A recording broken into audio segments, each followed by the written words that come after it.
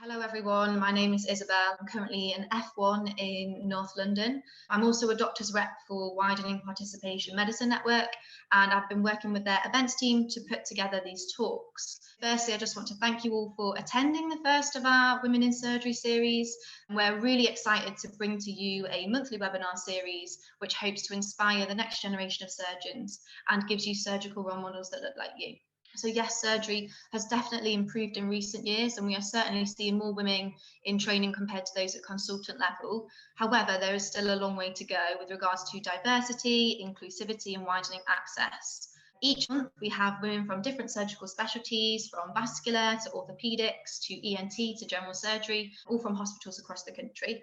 And each surgeon will be talking about their journey into surgery, what a typical day or week looks like, some top tips for applying, and an interesting case they have seen. After the talk, we have a Q&A session, so please use the chat function to send in your questions, and I'll ask Ms. Tross at the end. So to kick off the series, we have someone that not only has broken down barriers in the orthopedic world, but in medicine as a whole. She has paved the way for women of Afro-Caribbean ancestry in a highly male-dominated specialty. She currently works as the Lead Orthopaedic Consultant at Ealing Hospital, and she is a passionate advocate for diversity in surgery and was part of the Royal College of Surgeons Diversity Review Panel. So without further ado, the amazing Miss Samantha Tross. Thank you so much, Isabel, for that very, very warm and generous welcome. Good evening, everybody. I'm delighted to speak to you tonight. Right, so I am, as you heard, a consultant orthopedic surgeon. I specialize in treating conditions of the hip and knee. I work at London Northwest University Healthcare NHS Trust, and I've been a consultant since 2005. When I became a consultant, I became the first female of African Caribbean origin to become a consultant in the United Kingdom within the specialty. And I scored another first in 2018 when I became the first woman in Europe to perform Mako robotic hip surgery. I'm a very passionate advocate for diversity, equity, and inclusion in surgery. And I'll talk to you a bit later about some of the work that I've done. I was born in Guyana in South America. It's a country that's geographically placed in South America, but is part of the Caribbean community. It is bordered by Venezuela to the west, Brazil to the south, Suriname to the east, and to the north is the Caribbean Sea. The nearest island to Guyana is Trinidad and Tobago. The ethnic makeup of Guyana are predominantly people of Indian origin, who make up about 44%, and those of African Caribbean origin, about 30%, 17% are mixed. We have about 9% or 7% of Native American Indians, and only 1-2% of Portuguese, people of European descent, and Chinese. So predominantly Black and Asian. My parents are both Afro-Guyanese, and like many parents of their generation, there were certain careers that they had a desire for their children to go into, and they were medicine, law, engineering, or accountancy. So there was a very subliminal message given to me very early on, but it never forced me into this particular career. I was exposed to hospitals at a young age because my mom was a nurse, and so I spent time seeing her there. And also I had elderly relatives who died when I was very young. So I witnessed death at a young age. So the combination of visiting my mom in hospital, witnessing death at a young age, and I was a very avid reader, no doubt must have read about doctors in books, I decided that I wanted to be a surgeon. And it's funny, I didn't say I was going to be a doctor, but apparently at age 7, I stood in the middle of the living room and declared, I'm going to be a surgeon when I grow up. I'm not entirely sure that I was clear what that involved, but it sounded very good. And I certainly kept the desire to pursue a career in medicine always through my schooling.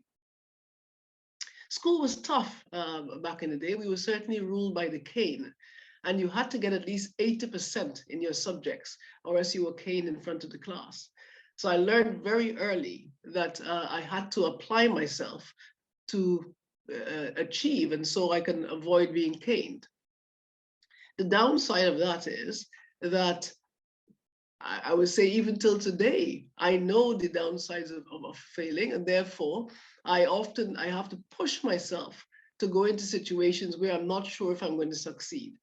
And I'm sure many of you will have some insecurities. What we have to do is just feel that fear and push through and go for it anyway. Growing up in Guyana with people who were predominantly of Afro-Caribbean and Asian origin meant that I saw people that looked like me in positions of authority. And therefore, I never felt that my color would be a deterrent to me succeeding. And I think that's been very important for me. Because of my father's job, and he was working with the Commonwealth Secretariat and sent to Africa, and his job would entail traveling to different countries, he decided, after being advised by one of his senior colleagues, to consider boarding school in England. And that's where myself and my siblings came. Now, that was very difficult because it was not only being separated from my parents, I was only 11, but being in a completely different cultural environment. So I had to learn very quickly, I had to learn how to integrate. And particularly of being, Guyana was cosmopolitan enough, but I was used to being in the majority. So here I was suddenly in the minority, and I certainly had to get used to that. I had to learn to be self-reliant. Although I was there with my siblings, we were separated in boarding houses according to age. So I was very much on my own. And I had to rely on myself and get through. Of course, I had the support of my parents from afar, but I had to learn to rely on myself. I had to become resilient. There was a lot of teasing. I know people often say I still have my West Indian accent, my Caribbean accent, but it is nothing compared to the one I had when I first came. And I was teased heavily. And so I had to learn to be resilient. I had to remain focused on my career goal. I had teachers who were trying to deter me, saying that medicine was a very tough career, particularly for a woman, and particularly one of an African Caribbean descent. But I remained very focused on the goal that I wanted to achieve. And as I said, it was the fact that I'd seen role models that looked like me that helped me navigate and push through the negativity that I received. Not from all teachers, but from some. I learned about leadership. I was form captain, sports team captain, and picked out for head girl, but I decided to leave school before the sixth form. And I learned about competitiveness. I was a very, very keen sportswoman, a specialist in 100, 200 meters and long jump, and became the national champion for the long jump while I was at school. And so all these characteristics, self-reliance, resilience, focus, all the qualities one needs for a successful career, I developed at school. Medical school was at University College and Middlesex School of Medicine. It was the first year of the joint school. I was the only Black female in a class of over 200 students. There were 5 Black males. Only one came through the UK system. The rest were exchange students from Malawi. I saw no Black representation in my lecturers or consultants whilst I was at medical school. The first person that looked like me as a consultant I came across as a house officer. But having had the experience that I had at school and gone through that and being used to being in the minority meant that I found it easier to navigate being in medical school. And I have to say that overall, I found the experience very positive. Particularly coming from boarding school and then being in the center of London at UCL, it was absolutely fantastic. So why did I decide to choose orthopedics? As a SHO, now an SHO, for those of you who don't know, is synonymous to a foundation year 2 trainee. I did a rotation at the Royal London. I was lucky enough to rotate through vascular surgery, general surgery, neurosurgery, plastic surgery, and orthopedic surgery. And of all the specialties, the orthopedic surgeons were the most friendly and supportive. With other specialties, there were times when you felt as a medical student, you were getting in the way, you were an annoyance, a mild annoyance, but that was a totally different feeling in orthopedics. The first female surgeon I ever saw as a medical student was a registrar whilst working at the Whittington Hospital. And she happened to be an orthopedic surgeon. As her name is Alison Hume. She's now a consultant at Chelsea and Westminster. I love the fact that the specialty was technically challenging. I was always very keen on building and fixing things and puzzles when I was young. I was never interested in playing with dolls. And so it really fed to my own natural desires and curiosity. And it's ever evolving, and I love the kit that we had to use.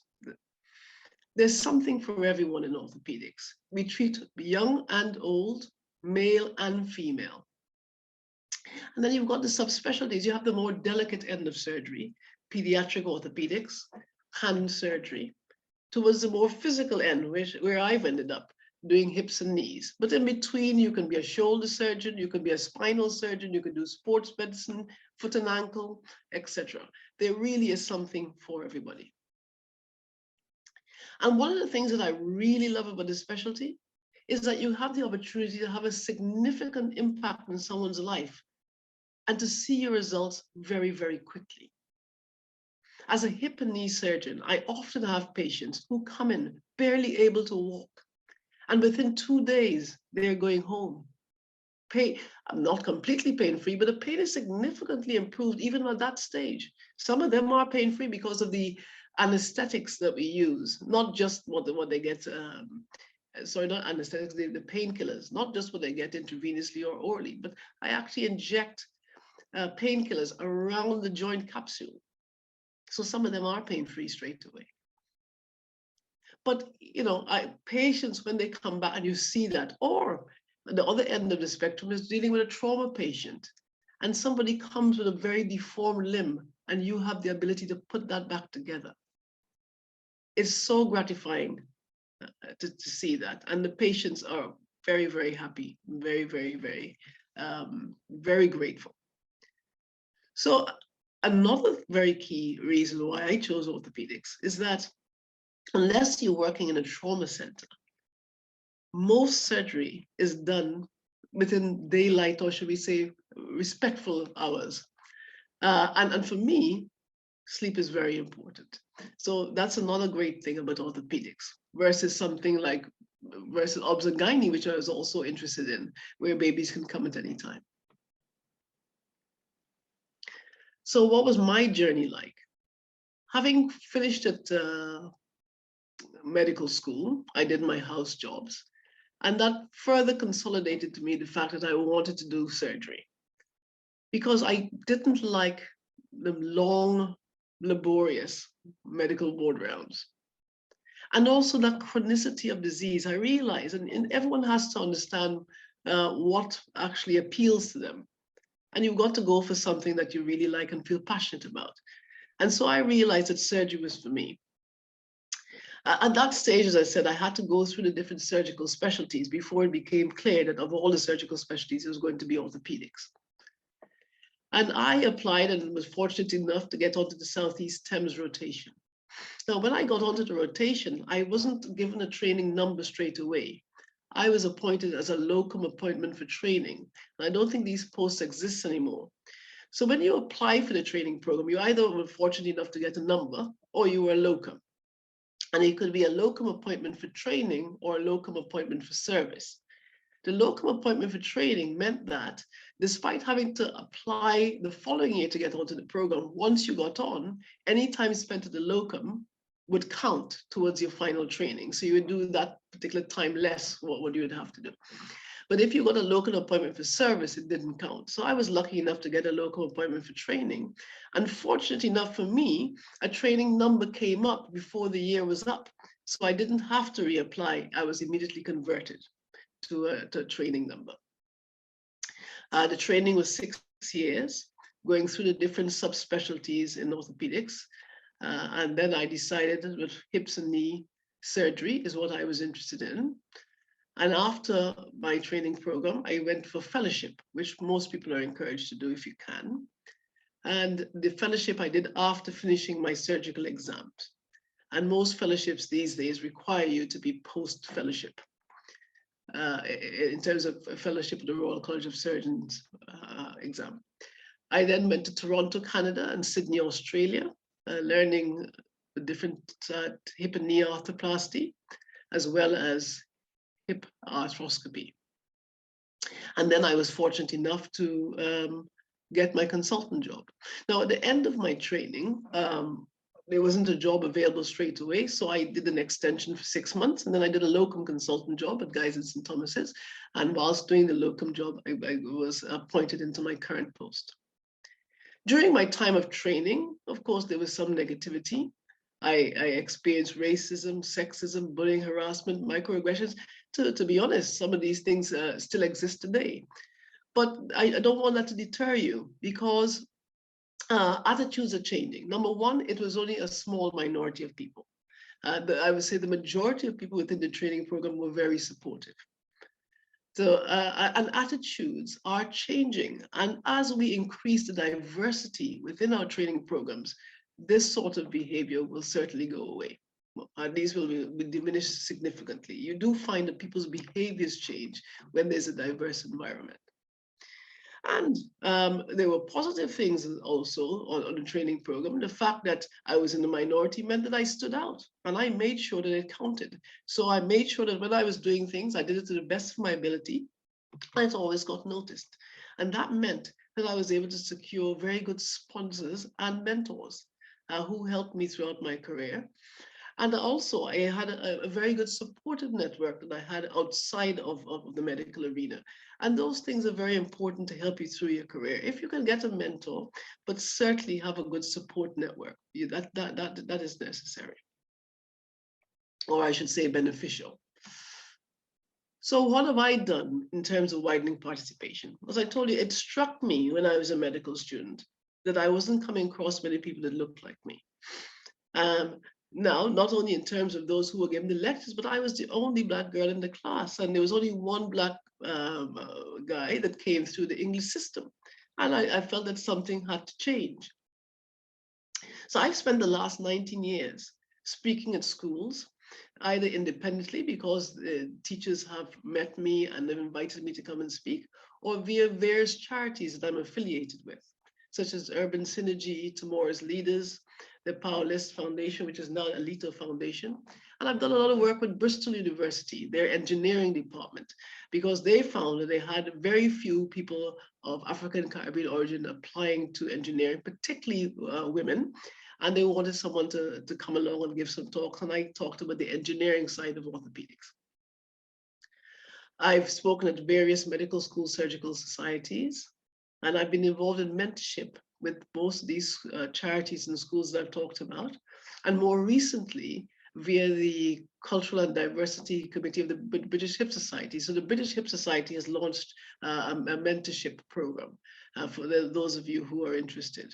I'll tell you a bit more about that later. I've been involved in WINS, the International Orthopedic Society, which is CICOT, and the International Orthopedic Diversity Alliance. I'm a trustee and founder member of a really recently founded association called the British Association of Black Surgeons. I'm also a member of the British Caribbean Doctors and Dentists Association. And via those organizations, we will continue doing work to increase participation from the Afro-Caribbean community. So why should you choose ortho? I've told you why I've chosen it, but I just want to emphasize, to reiterate, it is a very exciting, interesting specialty. The people are very nice, they're fun-loving, they're very supportive. You get a chance to use your technical skills. You get access to great technology and equipment. There's medicine as well. It's not just about surgeons operating. You have to apply medicine. We have patients of young and old, so the geriatric side as well as younger medicine for younger people. The training can be flexible, and it is absolutely possible to have a family, because these are some of the considerations that people have, or some of the concerns why they don't choose orthopedics. I know of a number of female orthopedic surgeons who have successfully navigated a family as well as their career. I don't have any children, but I know it's absolutely possible. And as I said, that now there really has been an emphasis within orthopedics and all the different subspecialty committees to try and increase the diversity and participation in the specialty. And the industry have also got on board, and they are now looking at ways to modify the equipment so that women can have a more positive operative experience. So what does it take to become an orthopedic surgeon? Well, let me tell you a little bit more about the specialty to begin with. It is the specialty so far that has the fewest number of women, but hopefully following this talk and the work that's being carried out, that will change as we can invite more of you to come into the specialty. Currently, female orthopedic consultants make up just about under 6% of the consultant body. And in terms of trainees, it's 18% of all orthopedic trainees are currently female. So what's the pathway? As a medical student, you obviously have to get through medical school and you apply to the foundation scheme, you become a foundation doctor and you spend 1 to 2 years, sometimes you can do a third foundation year. At that point, you go through a selection process, you go into core surgical training. And during your core surgical training, you get the opportunity to rotate through different specialties aligned to surgery. So that can involve ITU, A&E, but also the different surgical specialties. And during the time, well, as a foundation doctor, you're coming towards the end of your foundation years, you might decide you want to do surgery, you've got an opportunity to do the part A of the MRCS exam. Now, if you haven't done that, then certainly during your core surgical training, you have to complete both parts of the MRCS exam. And then you have to go through an interview and selection process to get into the specialty training program. During the specialty training program is 6 years. And at the end of that, you have to do your fellowship in surgery exam. And most people then also go off for a fellowship overseas. You may do one in the UK, but you do a fellowship where you get a chance to really get experience in a particular subspecialty area. After you've done that, you can apply for your certificate of completion of training, and you require that for you to be able to apply to become a consultant. So what is required to get onto the training program, to become an ST3? It's an online application process via the Oriel online service. And you can certainly register with that before the application's open, so they can keep you notified as to when it's time to apply. And it's important to know that you can request for a deferred start date, but you have to have a valid reason for doing so. And you can apply for less than full-time training. As I said before, you must have the MRCS exam and you would have completed your core surgical training competencies. You've got to be registered with a GMC and you should have a minimum of 10 months experience in orthopedic surgery. And that would include your time as a foundation doctor. You should have completed your competencies within the previous 24 months. And as I said, hopefully during your core surgical training, you'd have had time to rotate through the different specialties aligned to surgery: general surgery, plastics, neurosurgery, vascular, A&E, ITU, cardiothoracics, urology, and oromaxillofacial surgery. ATLS, having the ATLS, Advanced Trauma Life Support certificate is important. You need that. And it's notoriously very difficult to get onto this course. So if it is that you want to apply for surgery, you've got to think about this early and really try and get onto at least a waiting list to get this course done. But you must have secured that before you come for your interview to get onto ST3. There's certain personal skills that are required, and these are things which you would have to provide evidence on your e-portfolio. And you've got to show some commitment to the specialty. And that's in terms of doing audits or presentations. So when you get onto your attachment in orthopedics, or even if before you get onto your attachment, you can find one of the orthopedic doctors. You may come across them in A&E or wherever it is you're working, and ask them if there are any projects that are taking place. They're always looking for someone to help them collect data and so on. And so you can get involved in an audit or a presentation. If you can get a publication of a case report or something like that, then that would be fantastic. So look into that and just keep, be aware and look for opportunities. And although it's not a requirement now, what I would like to see is some evidence of someone that's engaged with diversity, equity, and inclusion, because we want to have the people of the right mindset coming into the field of surgery if we want the landscape to change. Now, there's a lot of information that you can find out about the ST3 interview on www.orthointerview.com. And that will tell you, give you more information about the different stations that you will go through during that interview. You obviously will provide your portfolio, and you have to show that you've gotten through the core surgical training and got a satisfactory ARCP outcome. They will go through your portfolio and talk to you about different aspects that you've presented in there. There'll be a clinical station where they're going to assess your anatomy and knowledge. Interactive station where they're going to be different scenarios, role play scenarios, and they see how you manage those. You'll be given a topic and perhaps having to do a little presentation, so you get time to prepare that. And then you have to go through a list planning exercise where they give you a theater list with different cases, and you have to order the lists in terms of priority and be able to justify why you've put that order. And then they'll be able to test on your technical skills. Now, the good thing about that website is that there are lots of exam questions there and scenarios that they will inform you about, so you can get lots of good practice prior to your interview.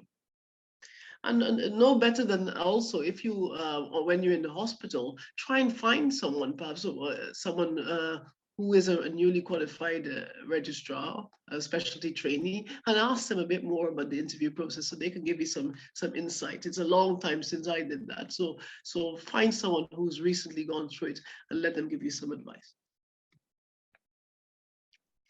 So you become a consultant. What does the job entail? Well, I'm a hip and knee surgeon, so mine is often, my role is to perform primarily hip and knee replacement surgery, although there also is the trauma aspect of the job. To the left of the screen, you see an X-ray radiograph of the pelvis with right hip replacement in situ, and the patient's about to have the other side done. And what you see there is part of a plan that we do before surgery. So we superimpose the prosthesis that we hope to use for the patient, and we look for the best fit to recreate the patient's anatomy. On the right side of the screen, there I am performing a robotic knee replacement operation. So what does the role of a consultant involve? I work both in the NHS as well as the private sector. And you've got that opportunity as a consultant. You don't have to do private practice. It's entirely a choice. And your private practice may consist of clinical work like mine, or it could be medical legal work. But there's lots of opportunity to do things outside of medicine. Maybe we want to get involved in a charity or something. So apart from the NHS work, you can do other things. The clinical role involves seeing patients in clinic as well as performing operations. I got two types of clinic. I've got my elective clinic, where patients are referred from the GP with conditions usually affecting the hip and knee. And they come for an assessment and for me to decide whether their further management will be non-operative or operative. The clinic is also made up of patients who've come back following their procedure, and I'm just monitoring them to see how they're progressing. Then I have a fracture clinic. This is where patients come who've had acute emergencies, and they've either been referred via the accident and emergency department, or they've come to the clinic following having had a procedure, having had come through the accident and emergency department. And of course, I will then monitor them and see how they're progressing. Some patients come in, they have an injury, they need to be monitored and their progress, because things can change. Even though I put them in a plaster, the fracture can move. So they need to be closely monitored. And if it moves, one would have to consider intervening.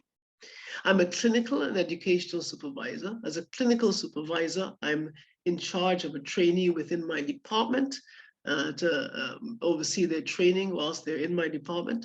And as an educational supervisor, I'm in charge of a trainee's progress throughout the year that they are based at my hospital. And that year may or may not involve them passing through my department, but it's a point of contact and someone just to oversee that their training is going along as it should do. I teach not only the junior doctors in my department, that includes not only the foundation doctors, but the registrars, but also medical students. My hospital is affiliated with Imperial College, and so we teach their medical students. As a lead of the department, I've got a lot of managerial duties. That involves making sure that the service provision is both efficient and effective, and I work with the managers to ensure that. I'm an examiner for Imperial College Medical School final examinations, as well as an external examiner for the University of the West Indies in the Caribbean in Trinidad and Tobago. I'm an associate editor for the Journal of Medical Case Reports, and I'm in various committees aligned to, of course, orthopedics.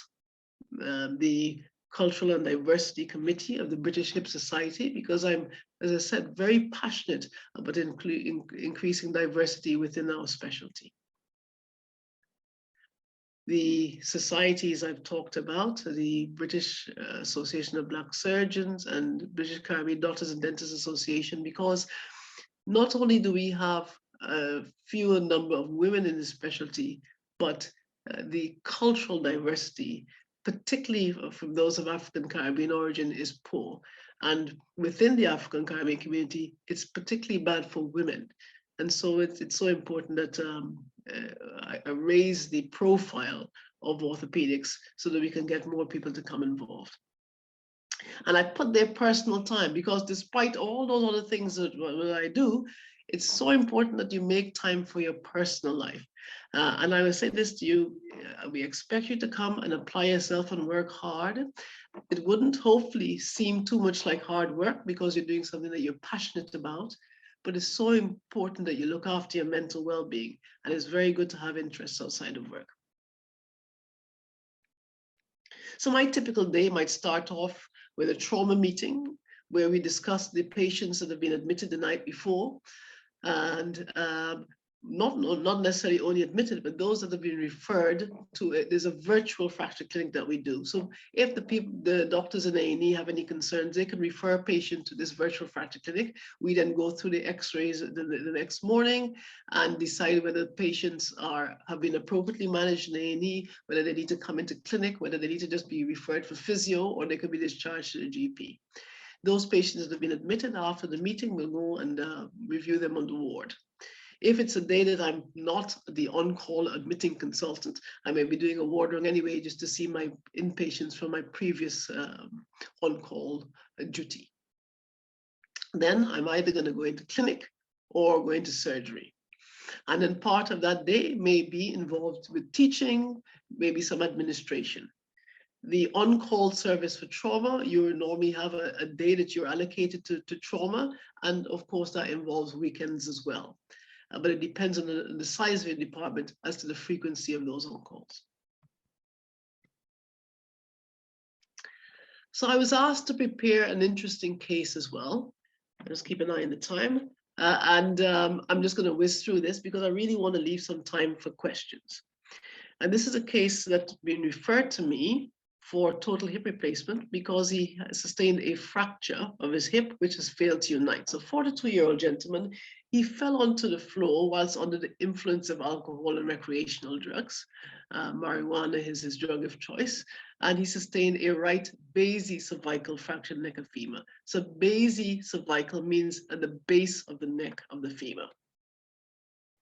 This gentleman had a raised creatinine kinase when he presented because he'd been immobilized on the floor for many hours before he was able to get any help. And he had a background of the alcohol and drug dependence. And of course, these things had to be addressed prior to his surgery.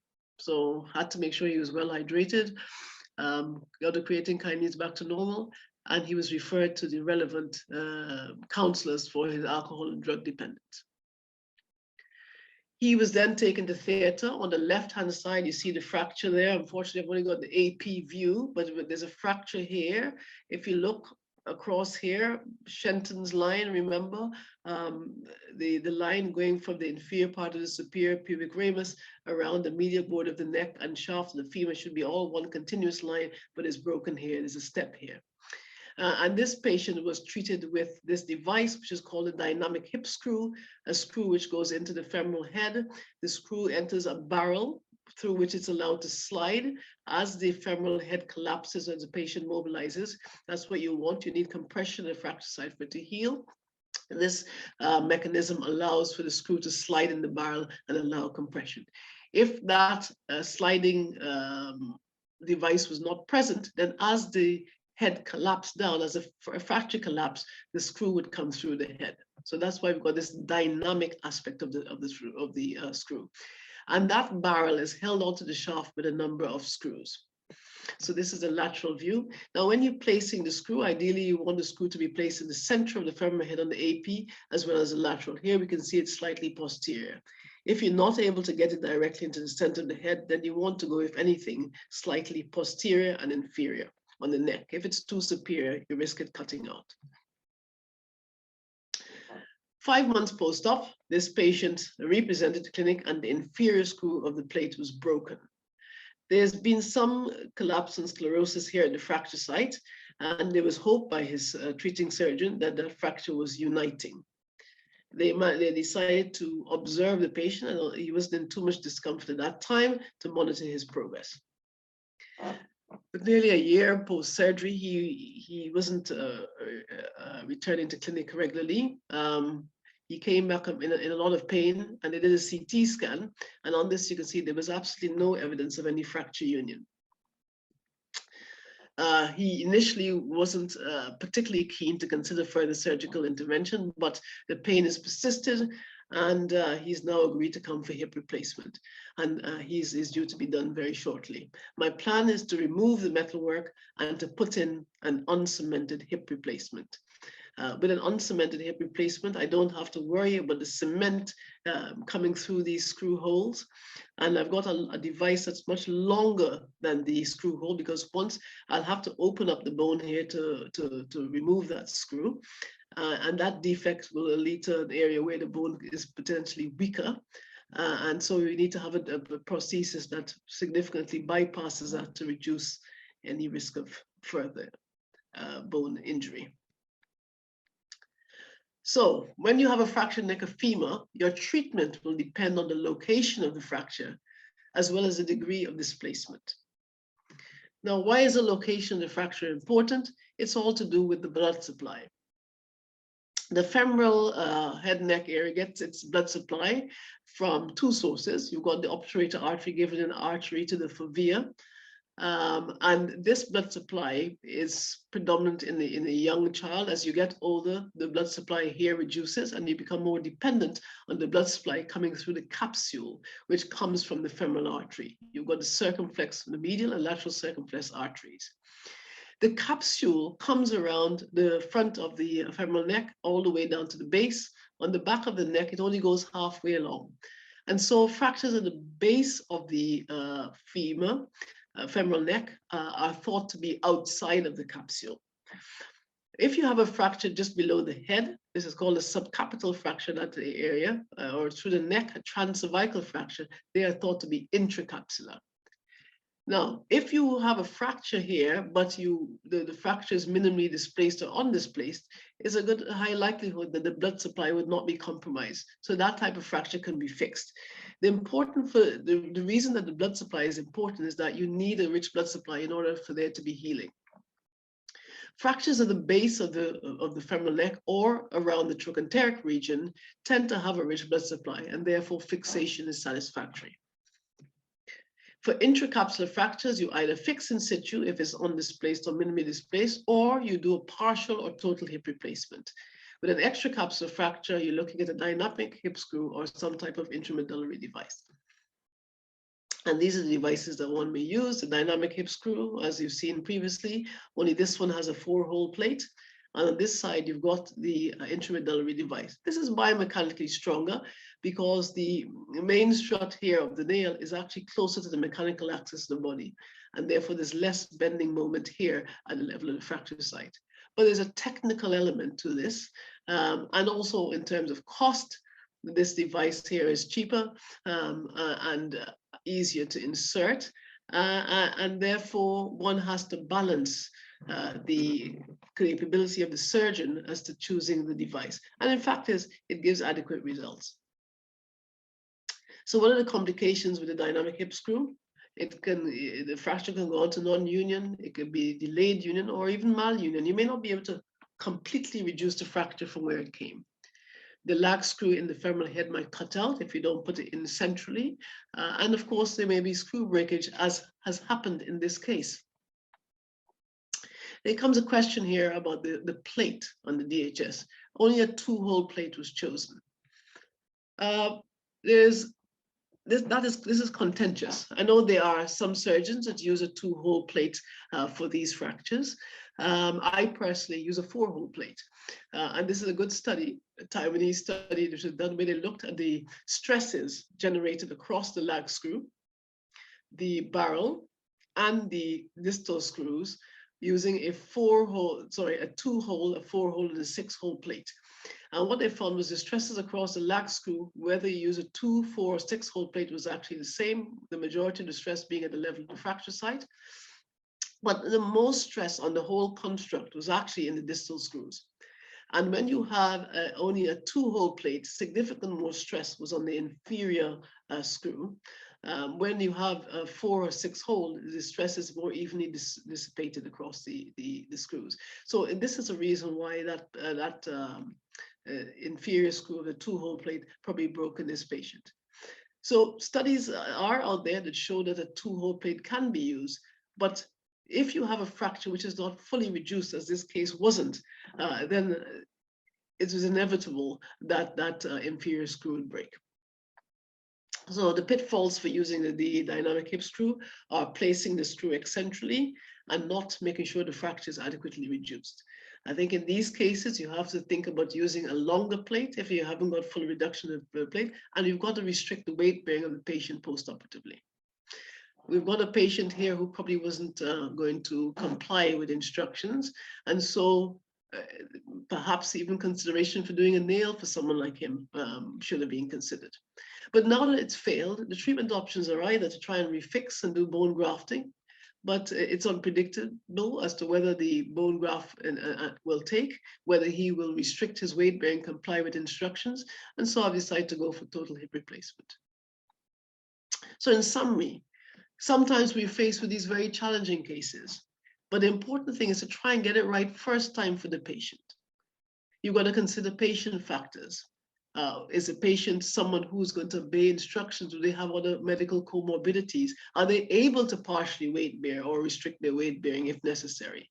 The surgeon factors, and what is their experience with using a particular device? And then the choice of equipment that's available. And always there's the option when dealing with difficult cases to get a second opinion.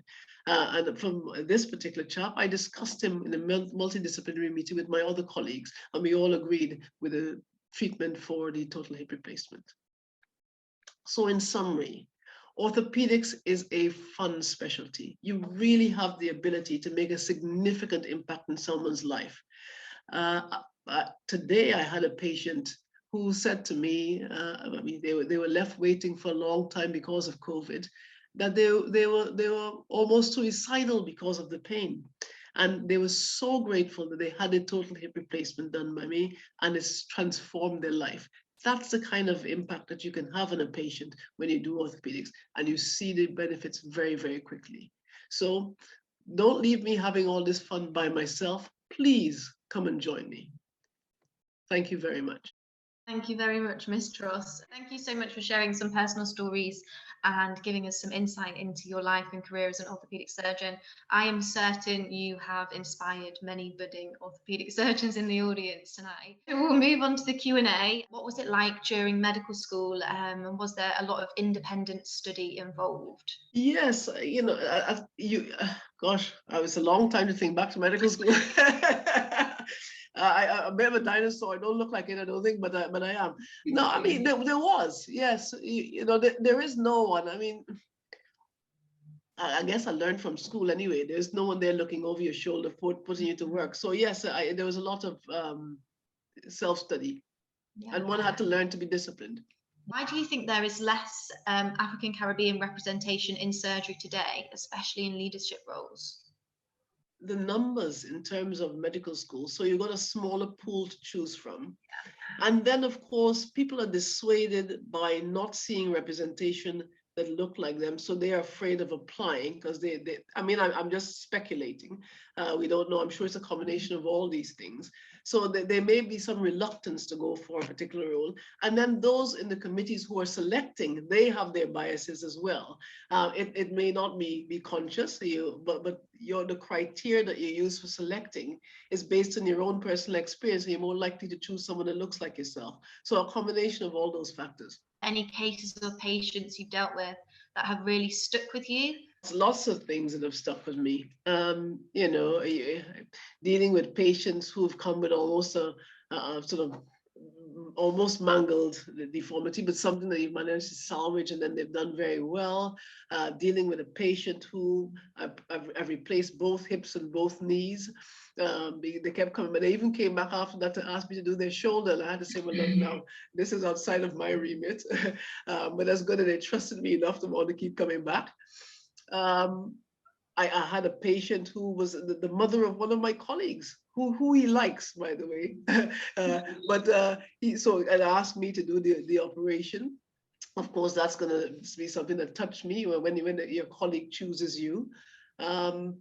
Patients in whom I remember the first patient I did a bilateral hip replacement on. So there are different reasons why people stay in your mind. But yes, I remember a lot of my patients and very fondly. Once you've done an operation, how long do you see that patient for afterwards? Like how many years does the follow-up go on for? I usually follow them up for a year. Yeah, okay. Yeah, some hospitals are trying to get us to discharge. If a patient is something like 96 or something, I've done hip replacements in the patient up to 99, then I'm not going to keep following them up. You get them for the first 6 to 12 weeks, and if they're fine, I let them go.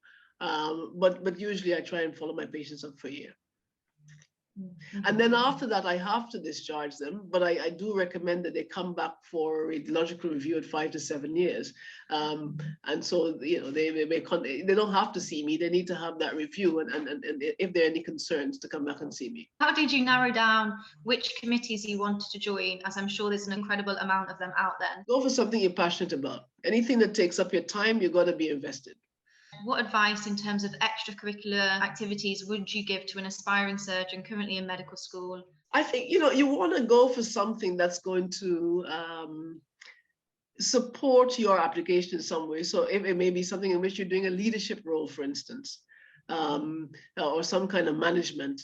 If it's something to do with surgery, in terms of maybe you're volunteering with an ambulance service or some other healthcare, allied profession organization, something like that.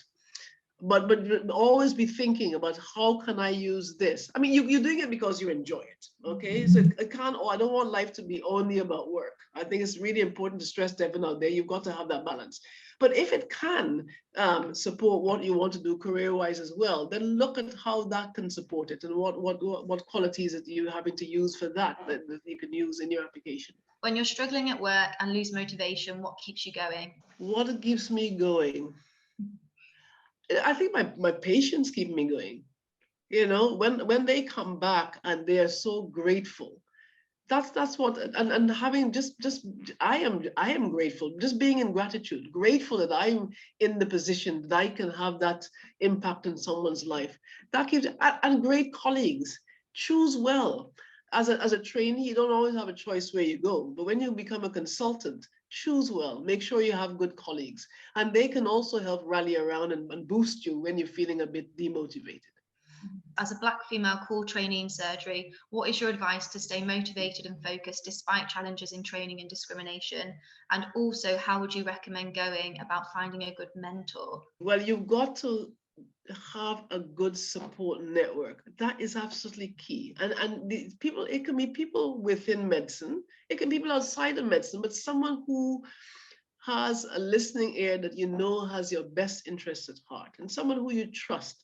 That is absolutely key, because no matter who you are, there are going to be moments when you feel a bit down, and you need to be boosted. So that support network, that's what keeps me going, remembering what it is you want to achieve. So I had some negative experiences during my training program, and I had to think, what was my end goal? I want to be a consultant. So I'm not going to let this deter me. You have to somehow find a way through, and it's different for different people. For me, I had to confront the particular issue, because it just festered if I didn't do it. But some people don't have the strength or whatever to confront the particular individual. So you find another way to do it. But you have to remember what your focus is, and don't let anyone deter you. In terms of securing a mentor, look, I was lucky. My mentors found me. I took every opportunity. I worked really hard. I tried to stand out, and people took notice. And it was easy to take notice because I was the only Black woman there. And they offered to be my mentors. So that was easy. But I'm sure if you go and ask somebody, can you please support and mentor me, people would be delighted. As a woman in surgery, what do you think is the biggest challenge in your job? My biggest challenge, I think, was overcoming self-doubt. Yeah, bigger than any other challenge out there is me. And when I say self-doubt, of course, I didn't feel that, like as I said, color was a deterrent. But you're in an environment and not many women. Of course, after a while, some of the microaggressions and so on get to you, and you start to doubt yourself.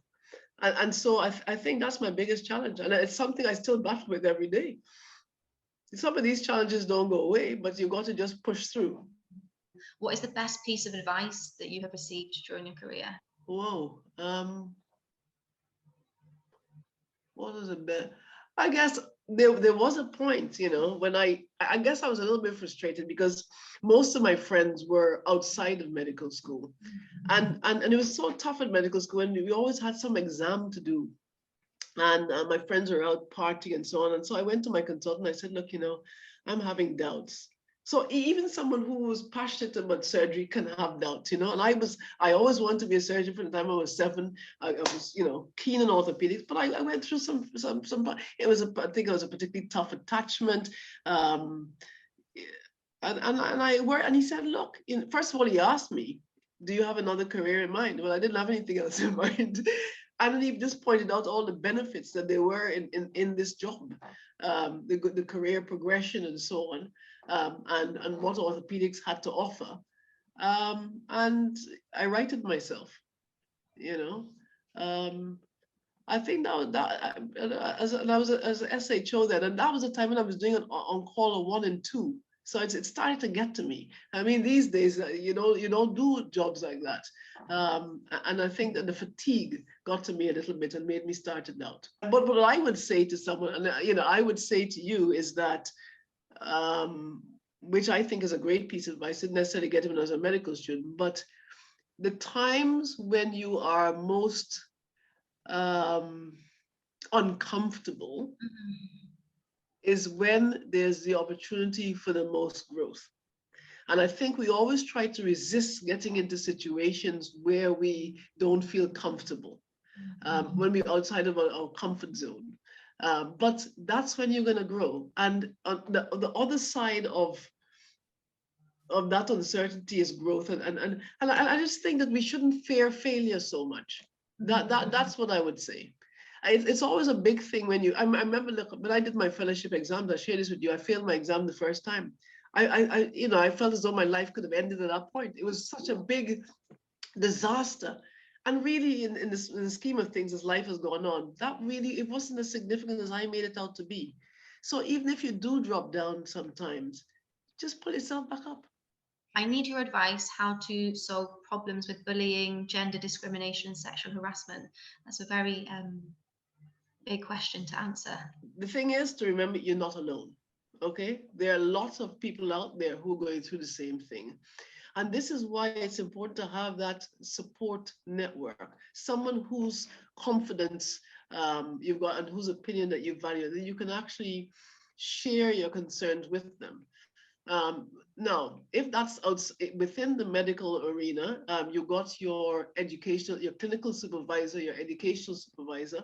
If that doesn't work, your training program director. So there's a step that you can follow. There is also the in the hospitals. I've forgotten what it is. The something guardian. I've forgotten the name. It's just slipped my mind. The Speak Up Guardians or something. You've got it within the hospitals. So there are lots of different places that you can go to get that support. Now, if you are someone who is of African Caribbean origin, let's say, you have got these other societies. You've got the British Association of Black Surgeons. You've got the Caribbean Doctors and Dentists Association. You have organizations, UK Black Surgeons Network, where you can reach out and find people who can give you support. And the same with other ethnicities. You've got the British Association of Indian Surgeons and so on. So there are societies as well where you can reach out to people. What advice do you have on possible pitfalls in the pursuit of orthopedics? Well, one of the pitfalls is the exam, but don't be deterred. You won't be the first person or the last person to fail an exam. So that definitely is a pitfall. I don't know what the percentage pass rate is these days. But a lot of very eminent surgeons have had to do the exam. So that was one pitfall, and certainly one that I fell into. You have the pitfall, I guess, where, negativity, bullying and that sort of thing. But don't let people deter you from your particular goal. And as I mentioned before, how to overcome that with finding someone that you can speak to. What are the pitfalls? Mental well-being. There are times when you'll be absolutely not only physically but mentally exhausted. As I said, in terms of the on-call, it's not like doing a 1 and 2 or anything. I'm not saying that one still can't get tired, but having a balance outside of work also really helps. And that's why I really want to stress that you must think about finding things that make you happy outside of work. And also spend time thinking about your private life. If you want to have a family and so on, don't leave it too late. These are things that people don't tell you. It's so important. When you look back on life, you're chasing the medical career. These are things that are going to be very important later on. So give them equal attention. I have a question from Pranathi, who says that she has been to talks from women in medicine societies at med school, and the surgeons have said things regarding to sexism. If you don't look for it, it isn't there. Has anybody ever said this to you, and would you agree? If you don't, well, I don't agree with that. It is there. It is there, but there is a little bit of truth in the sense that, people can say whatever they want to you. It is up to you with what you do with that information, i.e., it's up to you how you react to it, okay? They can't make you feel bullied or insecure. That's what you do to yourself as a consequence of what they have said. So remember, the power is with you. And so if you, you can't fight every single battle as well. So sometimes, yes, you have to, it's there, you recognize it, but you just decide, I'm not gonna make this an issue for myself. I'm not gonna give that particular attention because I want to get from A to B.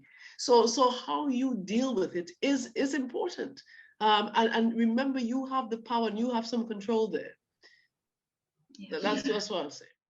I don't see anything else you want to say about how you achieve a good work-life balance. It's never going to be perfect. There are times when the work has to come first, and you have to give it that attention. But then, do take the time out afterwards and redress that. I mean, I've been going through a particularly very, very busy period, and I've decided that this year I'm going to take a sabbatical. It's going to be the first sabbatical I've taken in my career, but a recognition that there needs to be a little bit of a redress of the imbalance, and that's what I plan to do this year. So it's up to you. There are times when, yes, of course, it's not going to be perfect all the time, that balance, but make sure you carve that time out for yourself. Are there any recent advancements in orthopedics in general that we should look out for? Lots of exciting stuff going on. I mean, my friend, Professor Shafi Ahmed, is doing a lot of stuff in the metaverse and teaching in the metaverse, which I find extremely exciting. I don't know too much about it, but that's certainly the future. Robotic surgery is certainly developing.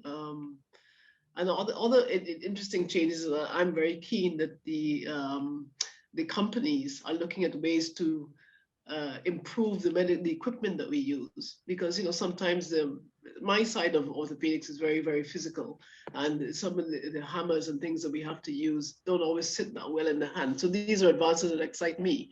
But yes, that's why the specialty is so exciting. It's constantly evolving. There's always new things coming up. We'll end there. So I just want to say thank you again, Ms. Tross, for a very interesting and inspiring talk. We really do appreciate you sparing your time to talk for us. No, it's a pleasure. And I hope I've made a few converts tonight. We want you. Everybody's feeling very inspired and excited to begin their career in surgery. To remind you all to please fill in the feedback form. It's super helpful. And to remind you all that we do have a couple more talks in the pipeline. So our next Women in Surgery talk is the 23rd of February, and that's with one of our general surgery registrars, it's Roxana Sakiri. So she'll be talking then. And WPMN are also doing a talk for military medics. So anybody interested in working in the army, we should definitely look out for that. And that's on the 7th of Feb. So thank you very much, everybody.